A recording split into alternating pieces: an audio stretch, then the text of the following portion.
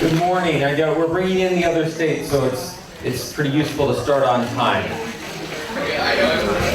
So I could introduce myself, but I have no funny anecdotes. I'm a pretty boring individual, and I don't look forward to meeting myself at conferences. So I've got none of that. When I welcome states, welcome state, welcome friends, welcome my leaders. We are going to try something a little bit different today. We're going to try something actually for me very different today. When Ann Craig introduces the program to many people and introduces it here in Illinois, she is quick to say that there is no failure, that you can't fail, that you can try, and ultimately the process is what you get out of it. I am going to do my best to prove her wrong today with this presentation by failing miserably. So what I would like to do is, rather than, what I'm normally used to do is, I put together keynote slides and I make them pretty, and the idea is that, even if I can't say anything intelligent, I can entertain you with pretty pictures. And today we're going, acoustic. If you ever have a chance, Eric Idle, if you know who Eric Idle is, of Monty Python fame and Spamalot, wrote a fabulous book. It's called The Greedy Bastard Diary, or Greedy Bastard Tour Diary. And he tells the story of, when he used to go out and do comedy shows and such, they have to bring the sets and the dancers and the extras and the orchestras, and it's a big production. And what he wanted, he went to a tour producer and he said, okay, it's just me and like 3 friends, and we get on a bus and we go do this. And the tour producer said, oh, you want a Greedy Bastard tour? And he said, what does he mean? He goes, well, when musicians get to a certain age, they just show up with the acoustics, so they don't have to pay for the set and the actors, and so they just go rake in as much money as they can. It's a Greedy Bastard tour. So this is my Greedy Bastard tour. We're going to go acoustic on you today, and what we're going to try is a lot of interactivity, and we're going to try doing that through Twitter. So I'm going to call out some questions, and I'm going to ask for you the input. I'm going to ask for groups to get together. So within the states, this is not going to be just a sitting and watching a screen. I'm going to ask you to do things. And I'm going to then ask you to use Twitter to respond. All right? So rather than the old debrief back and forth, we're going to do it this way. The way we need to do this, and this is the first point of failure, is on Twitter, if you tweet using the hashtag AskVRD, Ask Virtual Dave, there's a long story behind it, it will pop up on this screen, all right? So that, yes, that is the first thing, is that I am trusting my community in a conversation to not abuse it, and watch that doesn't work. So, there we go. The Greedy Bastard Tour has begun. All right, so what I'm going to do before we even get into it is, I started, before I even showed up and asked and said, what would you like me to talk about? And I got 4 folks who said, we have a couple of issues we'd like you to talk about. Maine State Library, thank you Mainers, wrote that, how about addressing the all things to all people conundrum? Yes, it is. Right? And so we're going to talk about that. That comes up a lot when we talk about community engagement and what projects we can work on and how we can do it. What is the difference between that and a community center? And then I got another tweet that said something to the effect of how librarians relate to informal education and relevance. I thought, all right, that's an interesting thing to talk about. I got another tweet that said how to increase public awareness of the vital importance of employing more librarians instead of only employing more paraprofessionals. And the last one I got was, how do we motivate our colleagues and management to take on new projects like the ones we're coming up with in ILEAD USA teams? All right, so that actually, as I looked at it, I was thinking, how am I going to get those topics, and then I'm just going to do it as a Q&A here. I said, actually, that forms a pretty interesting outline, right? How do we do, how do we solve the all things to all people problems? How does it do informal learning? What's the role of librarians in that? And then how do we implement that change? So that's the theme through today. And what I'm going to say is most of it is changing our mental models. When we and the communities we work with and the paraprofessionals and the library administrators and library school, we've set up a way of thinking about libraries that gets in the way of solving some of those problems. So I want to start with an example, and here it is. Several years ago, OCLC did something called the environmental scan, and they went and looked and said, this is how the world is and what's happening. And one of the things they asked as the survey was, what one word do you associate with libraries? And they said, books. So, this is really interesting, right? Because, clearly what that means is they have a traditional view and all they want are books and bookshelves, and so it's all about books, and so all this community stuff where we're gonna be like, why are we bothering preparing people for autism? What's this hotspot thing? Why would we do this? Because all they want are books. First activity, what I would like you to do, those of you Twitter folks, is I would like you to give me one word that you associate with books.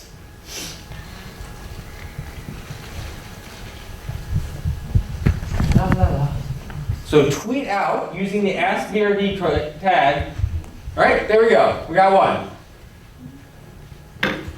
See, this is the problem with these Twitter walls, is how fast they refresh. Moldy, dead bugs, learning, right? Couple more as they come in, right? Knowledge, pleasure, dust, right? So my point of this is, when you ask the question, you kind of get the response you want. But how you interpret those responses are very different. When people said books, did they mean imagination? Did they mean passion? Did they mean escape? Did they mean love? That word, that term has so much around it that just collapse it into one word. We reach for something that's immediate and obvious. And actually, it is us that probably read into that one way that wasn't necessarily intended when our communities used it. We interpret it as things and activities and what we did in the past and tradition. But that's not necessarily what people associated with that word. So we need to begin to change our mental models and how we think of libraries. Now, libraries have been doing this for a long time, right? So how are we going to solve the all things to all people problem? How are we going to make libraries about adventures and reading and learning and escapism and love and passion and all those wonderful things, right? Because if we keep doing that, then what happens is we as librarians have to be tax experts and reading experts and early childhood experts and this expert and that expert, right? If we keep looking at doing what the community wants, how do we do it all? And how do we not lose our identity in doing that? All right, so that's what I want to start talking about. So I, first of all, think that we in libraries need to give ourselves a hell of a lot of credit. Because in the past 20 years, we have made an amazing conceptual, mental change, paradigm shift, sea change, use whatever word you want, around the notion of collections. All right, so this isn't the Library 2.0, all that stuff that Michael was talking about. Yes, what's core here? Fundamental, basic, good old-fashioned cataloging, mark record, transformation. And it goes like this.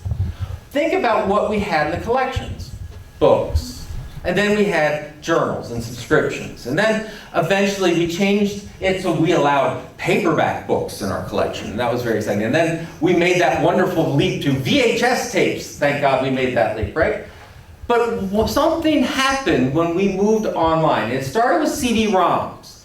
It actually started with this, remember CD-ROM towers? You have to go check out the database you want and load the CD, and then we had 10 disc changers that we could work with, and like the publishers would take the book and charge you 500,000 times more for the CD, etc.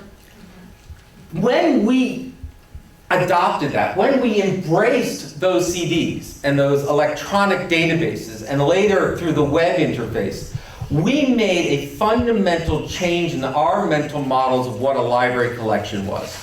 It went from things that we owned, things that we selected, things that we organized, shelved, whatever, to suddenly we moved to things that were licensed, things that we didn't own, things that were organized by a third party, and things that we had no selection involvement in whatsoever. I mean, think about it. When you brought the CD-ROMs, or today when you go search Elsevier database, It's full of things that you have no idea what's there. You have no idea about its quality, you have no idea about its provenance, you have no idea about its accuracy, but yet we have in our world changed collections and libraries from stuff we own and warehouse to stuff we provide access to. We need to give ourselves credit for that major, massive shift, because it was. And I would argue that we start to talk about making another major mental shift, which is into this community engagement, community as collection. It's time to make that shift. And there are perils to doing it. But this is how it goes. While we've made this shift in terms of our collections, I would argue we have not made these shifts yet in terms of our services and our programming. Right? So what we seek to do is we seek then to serve, right? So we know how it used to be. We appealed a question, they came up to a desk, we answered and walked away. We got really excited, we put a phone there, got really, really crazy, and we allowed them to email us, and then, oh my God, SMS messaging. Clearly the apocalypse is upon us because librarians are tweeting reference questions, right? What I want you to do now, Twitter again, ready? What I want you to do now is I want you to tweet for me services other than traditional reference services that you have either read about, talked about in your library, or implemented recently. Baking pan collections, maker spaces. Give me some tweets of some services that we now provide to our communities that maybe 20 years ago we didn't. Gaming. Circulating science kits. This is fun. All right.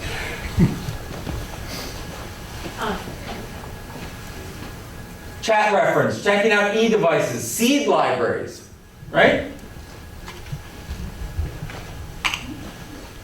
I'll wait for a few more. By the way, if you ever community-focused, circulating telescopes, computer classes, famous studies of teachers in front of classrooms, I think I might have told you this before, they found out what you can do to increase interactivity. The answer was wait. That most teachers in front of a group will ask a question and wait for less than 10 seconds for an answer, and people take at least 30 seconds to formulate a response. So we have to be aware of uncomfortable silences. Little bit boxes, community weight loss support. Oh, thank God, I need that. All right. Play spaces, one-on-one tech help. Right? So we've done it, Dave. We've made the change. Life is good. Except we actually haven't done it yet. Because what this tweet was, and what I get a lot of feedback on, is as we do wireless printing and knitting groups and whatever, we see that librarians are being stretched and pulled apart. That our service staff is suddenly, I went to library school and now I'm into knitting. I went to library school and they didn't teach me anything about Lego walls and 3D printing, and now I got to learn this and now I got to learn that. How do I keep up with it? Okay? And we see that it's not only we doing it to ourselves, marketing and bike races and rainbow looming. I have one of those, right? It's not just that. We see that particularly in public libraries, but you see this in school libraries and all types of libraries, the communities that we have served and the services and the network of support that we provide to our communities is thinning out around us as well. In other words, at the same time that we're adding new cool services like these, what's happening is the IRS is withdrawing their phone support. This year, they didn't print enough forms to provide to libraries, right? So we became printers.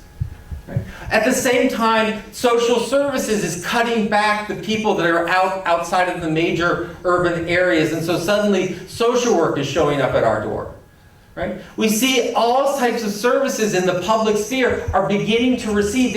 What they're doing is they're taking their intermediated human services, throwing up a web page, and stepping back and going, if you have a problem, go to the web page.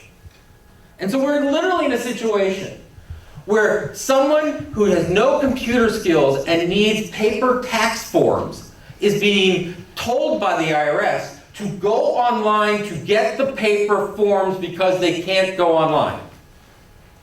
And who's left picking up the slack? Public libraries. And you say, oh yes, well that's a public library problem. But if you're an academic librarian, We see the idea that suddenly we're working on lots of freshman orientation, but things are falling through the cracks like, well, who's teaching them about food service and what's a bursar and all these kinds of things. And so we're seeing this idea that suddenly libraries are stepping in to do things like MOOCs, do things like flipped classroom, doing things like resources, and they're being pulled apart as well. School libraries with the focus on Common Core and standards, all the enrichment activity, all the inquiry-driven instruction is happening in the library. And so librarians are picking up the slack because they have kids that are desperate for going beyond what the 5.3 standard is, and the libraries are the only necessary slack in their communities to do it.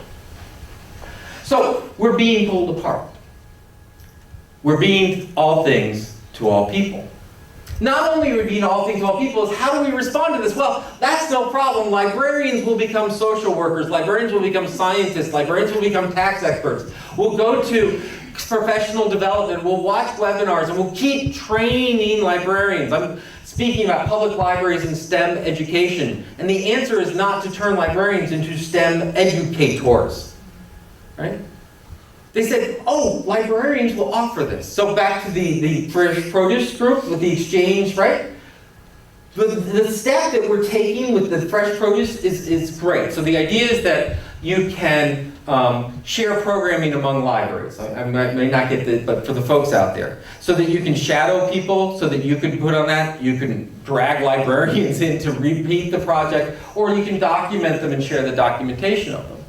Well, in STEM programming, I hate to say this, but if you look at the backgrounds of most librarians, there's a lot of English and humanities degrees, right? And so those few people who have STEM backgrounds or STEM interest and become STEM folks, they become a rather rare commodity.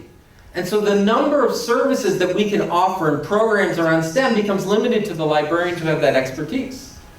And the solution isn't to turn every librarian into a STEM expert. You want to know why? Because at the same time we're trying to teach them to be tax experts and reading experts and 3D printer experts and Loom experts and what, right? We can't do it. We tried. Our answer, by the way, is yes, we can. We have books on that topic.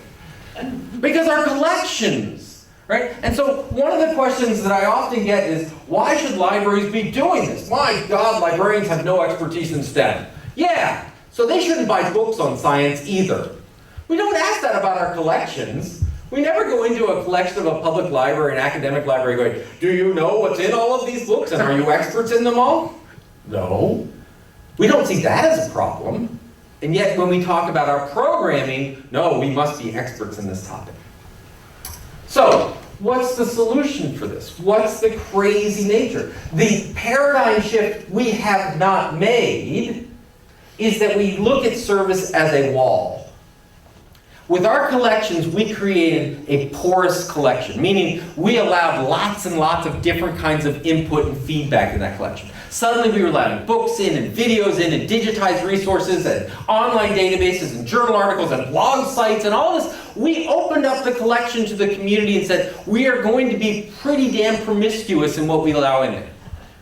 But in our service side, which we've always looked as being community-facing and flexible, what have we done? We've said, no, we're the librarians, we serve you. The most arrogant question a librarian can ask of their community member, how can I help you? You sit there and go, that doesn't sound really arrogant. Sounds like a good question. How can I help you implies, one, you can't necessarily help me, and two, I can help you. I spent a time at an Ivy League university for a semester, and it happens to be in the Northeast and Cambridge, Massachusetts. And people asked, oh, Dave, those Ivy Leaguers, they must have been a little arrogant. I said they were the most wonderful, warm people you can imagine. They let the buildings be arrogant for them, right? Right? So they don't need to say, hi, I'm at Harvard. It's just like, oh yes, that building, that's where we keep the $1 billion endowment. They don't have to spend the time. But where it shows up is when you go to them and say, hey, I have an idea. Can we try this? And they're like, no, really, we're here for you. Do you want me to give a speech? No. We're really, this is an experience where you can learn. In other words, there's nothing that I could do for them. So instead of saying, how can I help you? The question is, what are you passionate about? Because what they're passionate about is maybe I can help them, but maybe I'm also going to learn a lot about this topic. Because we know a good reference interview is a two-way learning street. It's the idea of, what question do you have? Oh, can you tell me a little bit about it? What do you know? Right? So we're learning together. So in truth, it's not how can I help you, it's how can we work together on this topic. But we have this wall of service. And what that means is either we as librarians need to know everything, which doesn't work, or we do what we see a lot in academic libraries, no problem, we will hire a PhD in physics. We'll bring in a social worker. We'll bring in, and we begin bringing non-librarians into the mix. Now, there's nothing wrong with non-librarians working in libraries. I'm actually a big fan of non-librarians working, and I have a very broad definition of librarian to begin with. But the problem is when we bring them in, we treat them like non-librarians, right? It's like, oh, it's great to have a social worker. Yay. I'll send all my problems to you. Right? And we don't enculturate them. We don't spend time to go, by the way, did you know privacy is important? By the way, do you know that freedom of information is really important? Have you ever thought about the ethics of what we're doing? Have you ever thought about the service that we've done? So we bring them in and they become stovepipes in our organizations. We see this, by the way, in the iSchool, being a little self-reflective. The iSchool movement, where we moved from library science programs and then we started saying, oh, we'll bring in people in communications and technology. And we brought them in and they all started saying, well, great, we're all in the technology and information business, it works well. We just sort of forgot that we had these values that we're part of too. It's not just can I do it, it's should I do it? And so over time that's led to this rift where the LIS programs sit over in the stovepipe and we become the service people and the nice people and the values people. And over on this side, they're the technology and engineering people. But the problem is to be of service, you need technology and engineering, and to do good technology and engineering, you need values. We need to enculturate folks. So either we bring in people and stovepipe it, or we end up with, now what's the difference between a community center and a library? I mean, you're doing 3D printing, and you're doing knitting and weaving, and why is that a library? What's going on? So this wall becomes a division between us. So what is the solution, right? We end up with a diffuse concept of what a library is. I know you can't see the slides for me.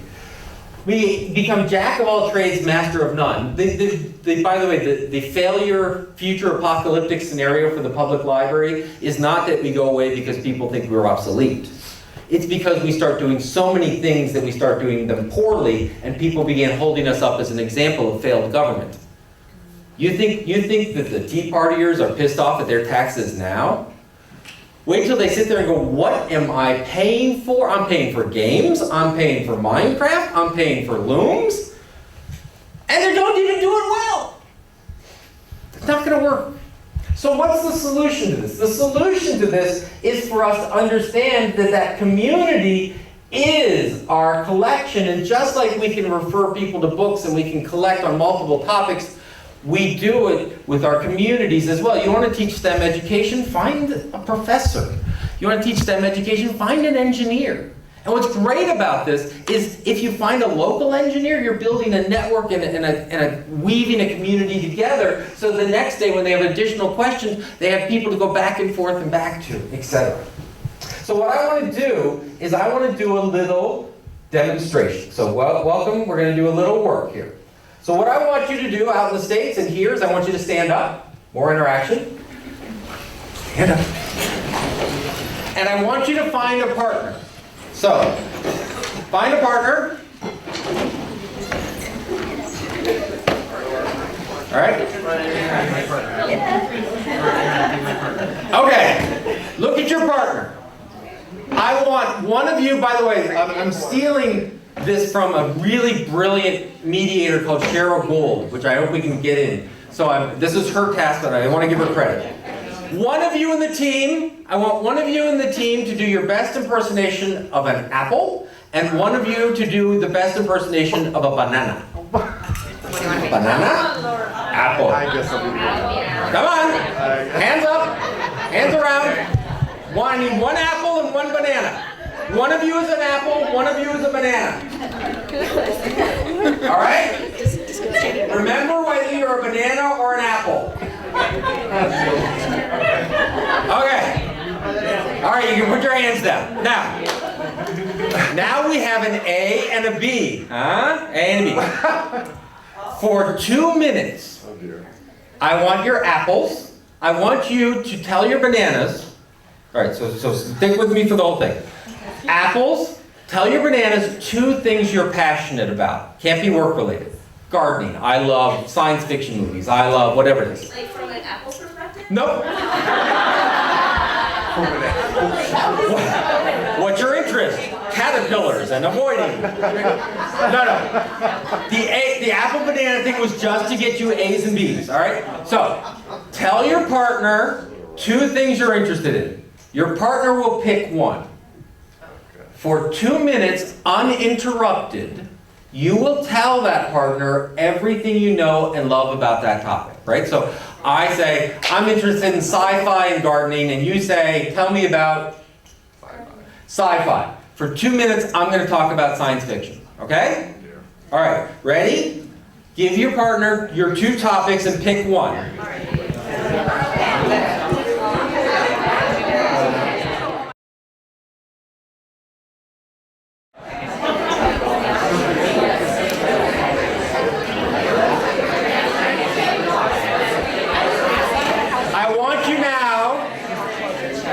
I want you now to tweet out some of those topics that you talked about.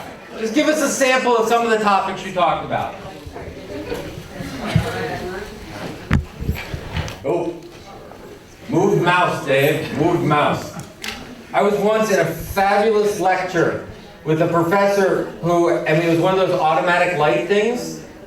And she got so into her lecture she forgot to move, and so the lights would go out on us every so often. So, Transformers! Yes, young adult literature. Troubleshooting and sock, okay?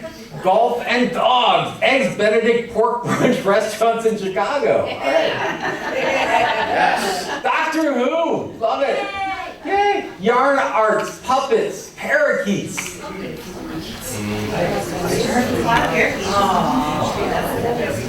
Yarn arts, reality shows, home remodeling and decor. Vatican Library to read ancient church writings. Yes. I'll be there in 2 weeks. I'll let you know how it is. Bears, carpentry, goddaughter, graphic novels. So what I want you to think about, you're welcome to continue to put them up there. I did. He died with her, didn't he? Yes, he died. Oh. He died in Florence. Yes, he died in, yes. Eleanor discovered very quickly where he was. Yes. All right. What I want you to think about for a moment is reflect how hard was it for you to identify a topic that you could talk about for 2 minutes?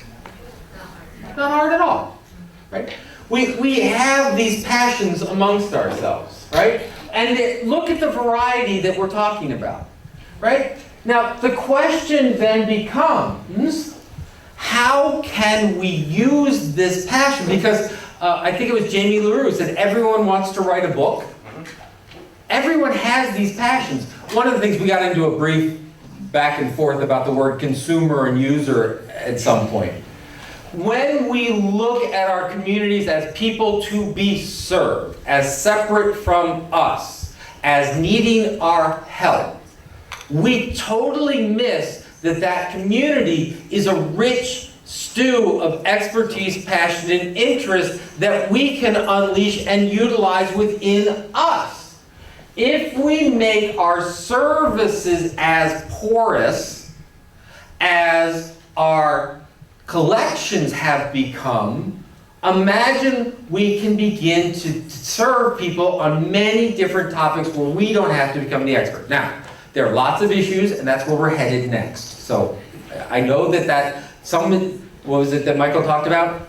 Right? I know someone's waiting to do this, so stick with me. We'll get there. Now what I would like you to do is I want you to get into groups again, and organic, 4 to 5 people you're sitting next to, don't worry about, there's no apples or bananas, but wait for me a moment. We are going to, and I'm going to 5 minutes, because, we got time. 5 minutes. I want you to identify one of the topics So one of the topics you talked about, just pick one randomly, don't spend a lot of time on it, just pick one. And I want you to think about how libraries could build a program to support the person who had that topic. So let me be real clear on this. How you could support the person with that topic, not how you could do a program on X. How you could use this person in a program about X. So for example, gardening. By the way, me, no, but let's pretend for a moment. Gardening, right? So I come in, I say I have a passion about gardening. The question isn't, oh, we have books on gardening and we could do a seed library and all of this stuff, right? Suddenly what we say is that's a question, we're going to serve them because we're going to help them. Back to the wall, back to us serving them. Different. All right, gardening. Well, I could talk about gardening. I've got friends who are gardeners, and I could see bringing those friends in, but I would need help. So what are some of the things that libraries could do, just sort of to prime this conversation? We could provide space, right? We could provide, and this is a radical idea, organizational skills. All that time that we spend in committees and meetings, believe it or not, that's a skill. That if we can provide logistics, if we can provide calendaring, if we can provide what do they need to do it, the supplies, etc. So, find a group, pick one topic, and brainstorm a service around the person with that topic. All right? Don't worry, it's free form, there are no wrong answers. All right? Go, find a group. Some of the ways we can incorporate these community experts into our programming. Travel, set up a mock model UN. Cool.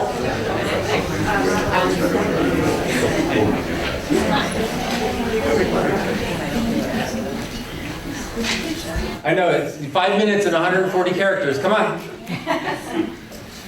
Share your family history. My grandfather's brother's best friend's father shot the man who shot Billy Kid. Just congratulations on typing that out.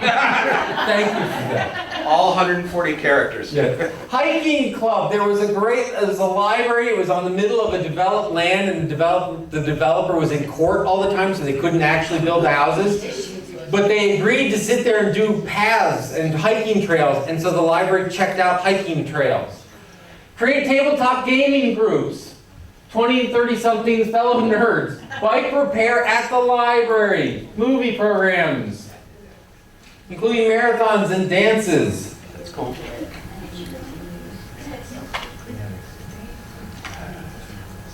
That's it. Beer tasting. Textiles. Tap into clubs at the university programs for experts to lead the discussions. What you see now if you go to X. Oral history of Chicago hardcore. All right. Creative writing. Lead a youth creative writing group. Luckily, most people are tweeting. All right. Having cooking expos with staff, petting zoos, and video games. Library Comic-Con. All right? Now, in the space of 15 minutes, with a group with diverse backgrounds, but all librarians, we have identified a huge pool of expertise, and we've started brainstorming how we could build programs around it. Imagine what you could do. Which one? The 50 Shades of U.S. Presidents. Kennedy, FDR. All right. Imagine what you can do with a community full of lawyers and dancers and kids and Lego builders and whatever. Now, here's the next part of the question, right? Which is, okay, Dave, you've just made the library as all things to all people even worse, right? What's the difference if we do things like rowboat races at the library? Why is that a library program? If you do things like connecting game designers with the people, what they want to do, why should that happen at the library? Why should we do found materials races? Why is that a library? By the way, academic libraries, You say, oh, that's all public stuff. Are you kidding me? Like, you don't have students and professors and staff members with expertise and ideas? I was at Cornell and they talked about kayaking clubs, right? We have students, you know, from 18 years old to 80 years old that need to do things after they're done studying. So this isn't just about what we can do in a public or a school library. Workshops about hip hop and Zumba on the grounds. I had one library that did story time yoga, right? So they did yoga, but then they invented poses like angry monster and, you know, sleeping cat and things. But here's where we make a switch, which is okay, Dave. I get it. We can do all this stuff with the community orientation, but here are the number one issues. How the hell do I know this person knows anything about this topic? They come in here and they say they want to do, you know, Chicago history. How do I know they're not a loon? How do I know that they're not crazy? A lot of this is we get people who we know are great, but they don't want to stand up in front of a crowd, or they don't want to have to be here every Thursday, or what happens if we do this and no one shows up? Is this the first library program you've ever put on where no one's ever shown up? Better communities through chickens. For God's sake, save the salmon. All right. Love all these, but what about liability? What about management? Absolutely. Guess what? Now we talk about why this is a library activity, not just something random. We have institutions. We have space. We have codes. We have lots of things that we have to worry about. That's true because it's meant for civic and community safety as well as engagement. But why is it in a library? Because it's not just an activity. What is the focus and core of a librarian supposed to be doing? Anyone remember our mission? The mission of a librarian, and therefore the institutions they build called libraries, is to improve society through facilitating knowledge creation in our communities. So it's not just a matter of pure escapism, though people participating may do it as an escape. We do it with an eye towards learning. Because learning is at the core of every type of library. So while people come in, we don't necessarily have to give them a test at the end and say, did they pass this? Did they get this? We do have to think about what are our outcomes? What should people be able to do based on this? What are the learning expectations? How can we make sure that this is a curriculum that has pace within it? The other thing is, as librarians, and this goes to that point about, well, how do we convince people to do this at our library because they're all fuddy-duddies and they just look at books and materials? Guess what? What we just did is collection development.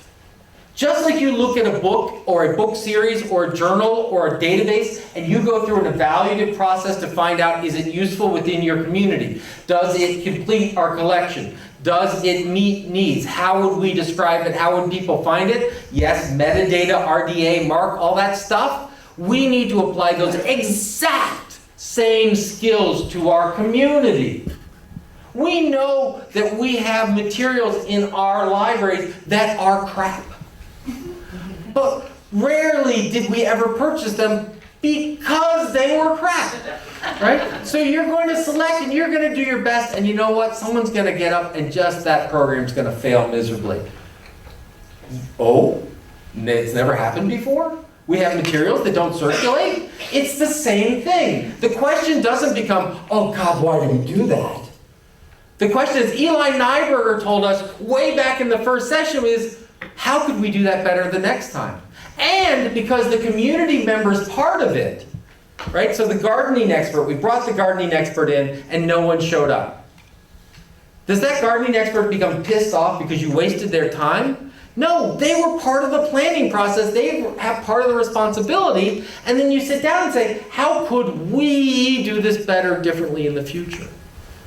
This turns into things like telescope kits and all this other stuff. And you don't do these things because they're cool and flashy. We definitely don't do these things because the library down the road did these things. If you plan innovative services by being the second to do anything, it's not an innovation plan.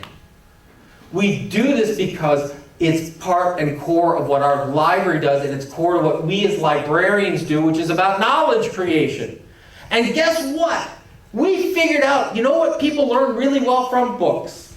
For centuries and centuries, and today and in the future, people learn from books. Absolutely. You know what else? They learn from things that aren't books. They learn from 3D printers, and they learn how to fish with fishing poles. They learn how to do public speaking by getting up and speaking. If we're in the learning business, we are not in the learning through books business. We're in the learning business.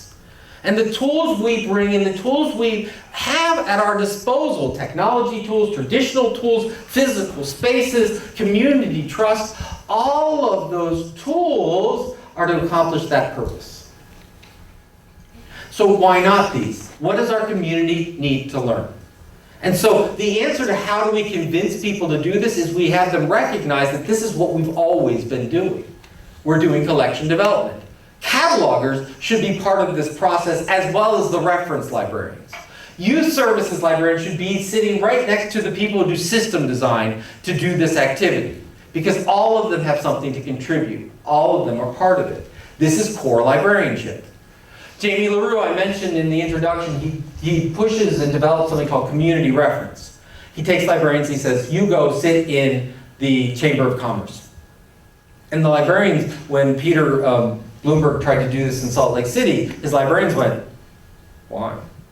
What am I going to do? I'm going to go sit in the Arts Council. Why? I'm going to go sit at the school board meeting? Why? Well, that's not librarianship. What am I supposed to do when I get there? He goes, have you ever done a reference interview? No. Yes. What do you do with a reference interview? Well, we listen, and we have a conversation, and once we feel we have something to contribute, we respond. So go to the board meeting, listen for a year, for multiple sessions, and when you have something to contribute, contribute. That contribution, that's reference. So we're doing it out in the world. Turns out that works really well. I've met many a librarian who now actually are the presidents of chambers of commerce because they started in that process, right?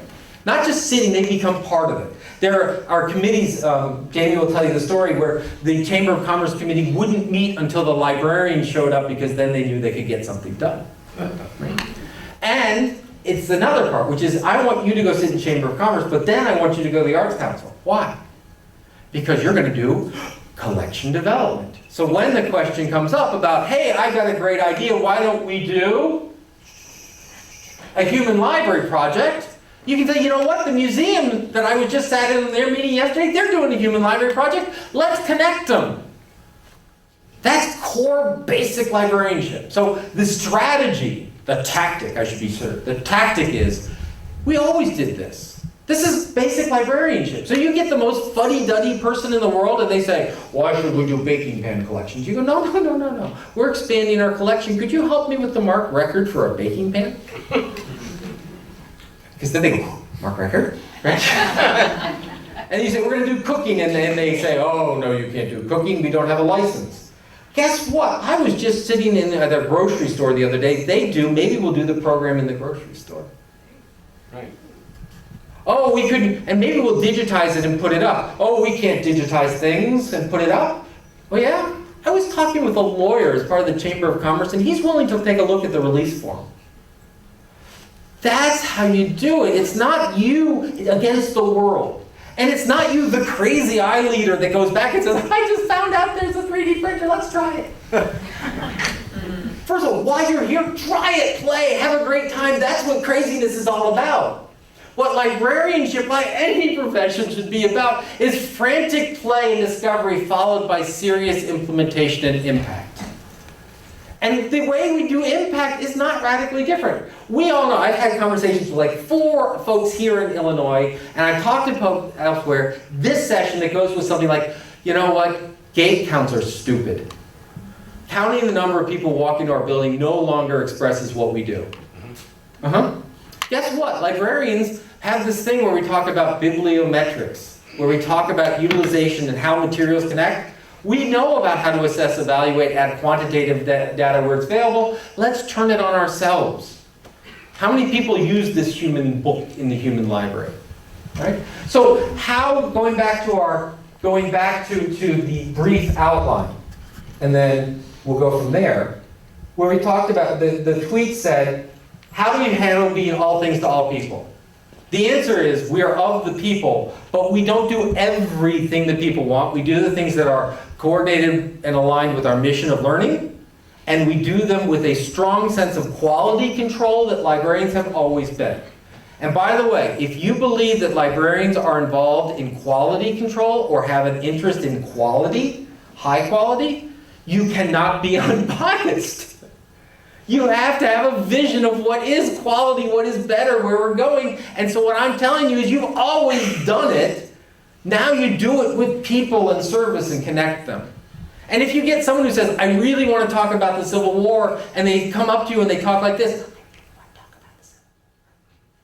and you're sitting there going, you're going to have to talk louder about the Civil War. And they go, okay, how about this? Then what you do in your mind is you say, maybe you doing a lecture is not the way to do it. Maybe we can start a discussion group. Maybe we can put together a kit. Maybe you can help us do a display. Maybe you can help us do, they had early literacy. I tell these stories. My point of all of this is that if you come to ILEAD and you hear the big heads, and we all get up here and we all tell you, well, it's about the community, me, community, and try something different. And every example we throw at you is kind of like, I get really annoyed by the annotated bibliography as future casting. You know, it's like, well, this person said this, and this person said this, and we just present you with lots of examples, baking pan collections, and this, and this, and this. That's the easy part. Coming up with cool ideas, you guys are brilliant at it. Turning it into something that changes your community for the better, turning it into something where core librarianship is there, and back to that other question about hiring more librarians and librarians sit here, of course you need librarians to do this. Or else it's just a room and people having fun, which is great, but that's not a library. What makes it a library isn't the books, and it isn't the stacks, and it isn't the word library. It's you folks doing your job. It's you folks doing your job on a porous collection that includes databases and materials and books and people and lawyers and students and genius ideas and fishing poles and rods. Not because that's the cool thing to do, but that's because that's the world we live in. And now we as librarians who have always wanted to embrace informal learning and help our communities through learning can do it with a radical different tool set. We can do it through portable video systems that we send out that not only can we capture librarians doing 10-second learning, we can capture the whole community doing 10-second learning episodes. Right? Not only can we do it by taking hotspots out and saying, hey, we're a hotspot, but going out and doing programming around and signing up for library cards, helping organize Minecraft. And we don't do Minecraft because it's cool and it'll get the kids in the door. We do it because they're learning fundamentals of interaction, social interaction cues. They're learning technology, literacy skills, right? Now, does a kid come in and say, oh, goody, right? There's a great term in gamification. It's called chocolate-covered broccoli, right? Do we do it by a kid coming in and saying, all right, son, prepare to do Minecraft. There will be a test when you're done. Right? We don't do that, but we know what's happening is learning. And we watch it, and we observe it, and we figure out, and we as librarians need to figure out how to quantify it. And the way we sell it is we don't sell it as, hey, it's new and it's hip, or hey, it's something to get people in. Hey, it's the fad of the day. We do it by saying, this is what we've always done. If you bring in a new Elsevier database, and I bring in a knitter, we've done the same thing. It's still collection development. And so how do we change within this? We must first change ourselves. So, what I would like you to think about for a moment is I want to do one more thing. Tweetable. We started with libraries and books, and I asked you what you thought about with books. I now want you to tweet what word you associate with library.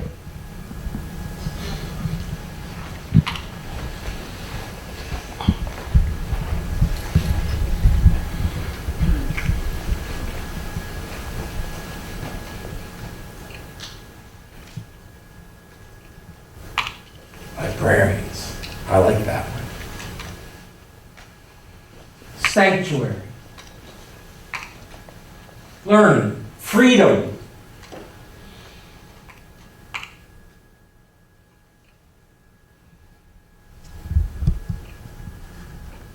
community, passion, engagement.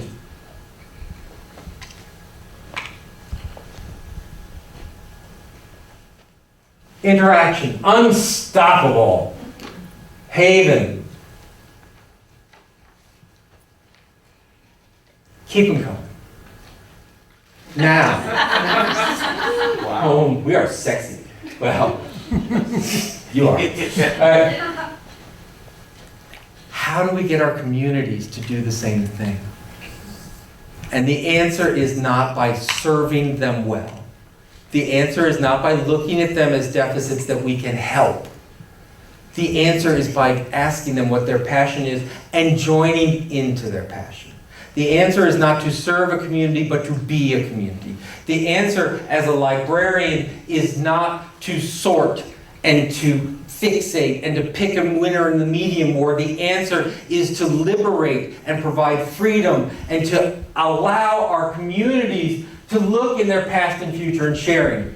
Libraries aren't doomed. Libraries aren't headed for the dustbins of history because librarians are more vital than ever. And it's not simply me saying that. And it's not simply a slogan we take out. It's because we're directly connected to the core of our communities. And when we reflect the community and it becomes so integral to them, that to diminish the library is to diminish themselves because they see themselves, they own that service, they own that collection, they are the library. That's when we have succeeded. That's when we have a future. And ultimately, all of this play, which is fabulous, should be leading you to that question. Thank you very much. Ta-da.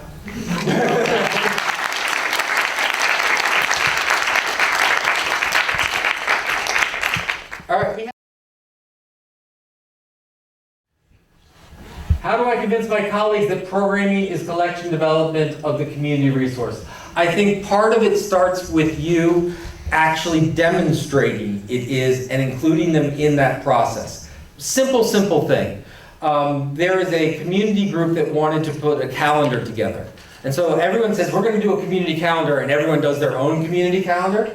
And the library came in and said, well, we can do this. And because they sat on all these boards, they said, oh, the library will do it. Community calendar involves who has access to add the community calendar? What is the metadata associated with that event? How does that metadata show up? By turning it into a process where you start with the people's comfortable processes and build them in, it will make it easier. We want more. I can't talk. Right? So the short answer is everything's different. One, language use. In the Web 2.0 world, it was all about, it's new, it's brand new, it's cool, we gotta do it because it's new. The way I have found moving organizations is not to start with, it's new, it's brand new, it's to say, it's old, it's traditional, we're moving it ahead, we're refreshing it. I need your expertise, traditional person who never opens the door, to help us transition in this process. So you bring them from where they are, you allow them to be expert in the process, and you take them to where you want to go. When are you coming to Maine? As soon as I can, because the Clam Shack is open in Kennebunk. All right. You missed the question about what the Ask VRD where Oh. it's coming from. So my father. We got time. You need to look at the top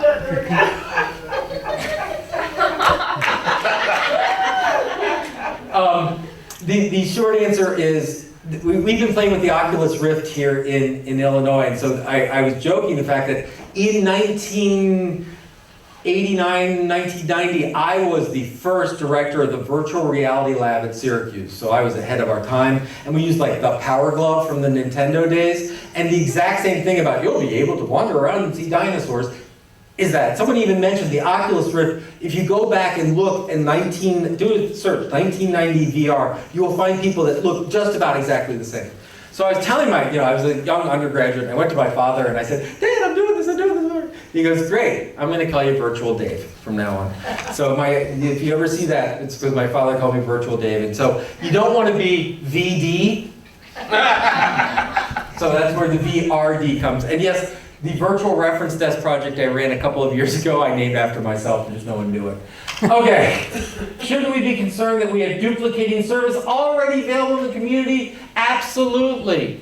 And once again, I said people, but just talk about organizations as well. The idea of going, the idea of having community reference and this collection development is you say, you know, they're doing a biking project in this, how can we be a part of it? I keep picking on the hotspot project, but the idea that I heard you guys are going to soccer games. That's a chance to talk to the people who put together the soccer tournaments and see what else you can connect to. So just like you're saying, yes, the library doesn't have to be in the library, and it doesn't have to be a library first effort, it has to be a library connected effort, because that's, as librarian, our major skill, which is facilitation, weaving these things together. Go ahead, Beck. Well, and also a lot of these organizations that exist in the community might not consider learning to be part of what they're doing, and when they do it through the lens of working with librarians, maybe they would start looking at it that way. So to repeat for the states, Beck, and I always make an exception for Beck, said working with these organizations, they may not have knowledge as either their primary goal or even have considered it, and by having the library part of it, we can make that our contribution, which is to make sure the learning is available. Yeah. You did? Oh, God. Cut the connection. Cut the connection. I'm willing to try it. All right, hold on. I shouldn't do this, I apologize, but even I'm curious what it is. Wake up.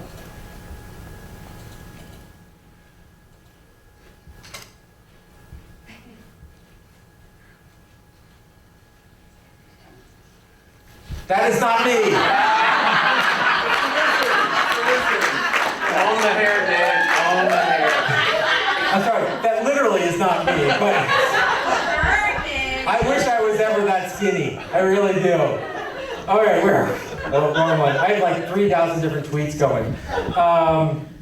How do you define outreach versus community engagement? I think the idea is, I've said many libraries where they have the community engagement librarian. I think that is the wrong idea. I think every librarian is a community engagement librarian.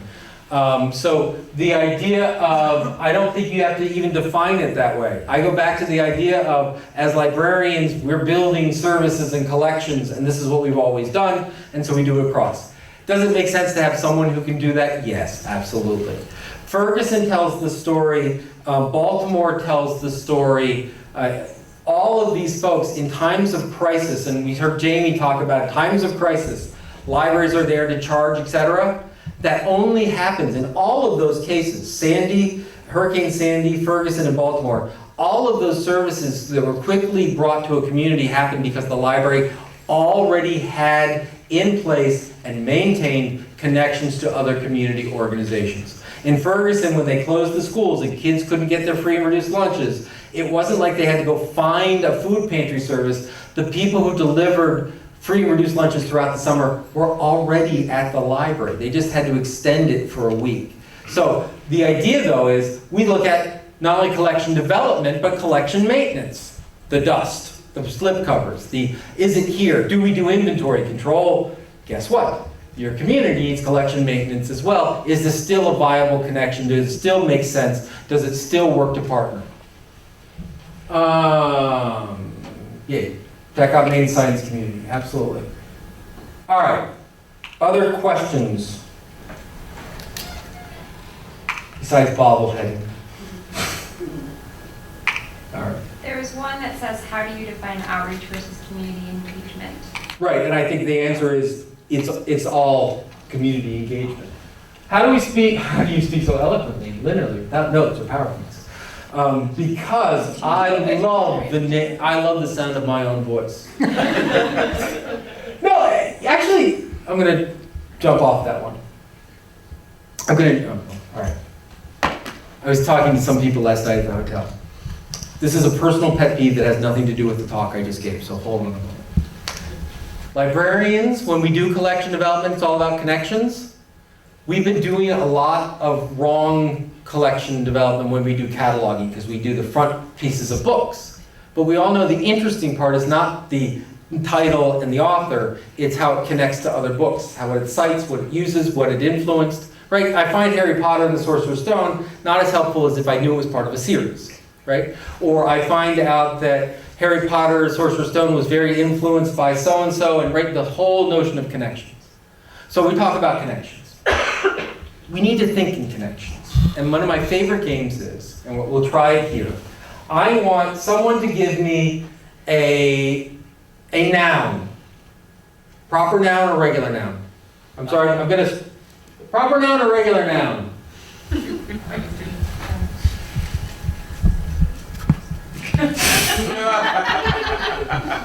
Cake. Cake. All right. Another proper noun or regular noun. Taco. Taco. Cake and taco. Everything is related. How can we relate cake to taco? Now this is, right? So let's think about it. What do we got? Carbs. Carbs. There you go. Both layered. Both layered. We eat them. We eat them. Better when they're warm. Ooh. But what's, so it's a capybara? All right, I don't know what a capybara is, I admit it. Giant It's guinea a pig. little animal. Oh, okay. And noun. All right, it is one. All right. If we create these interesting connections, what's interesting as you get into it, so the example I always gave was, in one class I had Margaret Thatcher and Kentucky Fried Chicken. And so I said, so I know some of you have heard this again already, but the idea is Kentucky Fried Chicken was Colonel Sanders. Colonel is a military rank. Britain has a military that was commanded by Margaret Thatcher. Someone said, all wrong. I said, what do you mean all wrong? They go, Kentucky Fried Chicken is junk food that will get you fat if you eat too much, which is the same as soft ice cream. And soft ice cream was developed at a chemical process where Margaret Thatcher was a chemist. Right. Before she was a chemist. Now, that kind of connection is really cool. And what's interesting is when you talk about cake and tacos better warm, and someone else goes, oh no, you gotta have cold, and the freezer, those connections can also be very personal. Very, very personal. And in the old days when all we had were cards and stacks and we had to put things in one place and one arrangement, we couldn't deal with that. But now when we have social systems and software, we can build these different connections all the time. Where do babies come from, Dave?